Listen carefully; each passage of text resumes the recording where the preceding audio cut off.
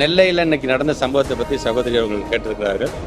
அதுக்கு முழுமையான அது விசாரிக்கப்பட்டு அதோடைய கருத்துக்கள் வந்ததுக்கு பிறகு முழுமையாக சொல்லி இருந்தாலும் மாணவ செல்வங்களுக்கென்று பல்வேறு திட்டங்களை தமிழ்நாடு அரசு ஒரு 4 ஆண்டுகளாக அவர்களுக்கு அந்த ஸ்ட்ரெஸ்ஸை போக்கணும் அப்படிங்கிறதுக்காக பல விஷயங்களை ஏன்னா கலை பண்பாட்டு கொண்டாட்டமாக இருந்தாலும் சரி, அறிவியல் சார்ந்த அந்த பிள்ளைகளுக்கு நடத்துகின்ற போட்டிகளாக இருந்தாலும் சரி, இப்படி எல்லா விதத்திலும் ஒரு பக்கம் அவர்களை நாங்கள் மேம்படுத்த வேண்டும் என்று சொல்லும் பொழுது இது போன்று விரும்பத்தகாத ஒரு சம்பவம் நடக்கும்போது உள்ளபடியே அது வேதனைக்குரியதாக இருந்து கொண்டிருக்கின்றது.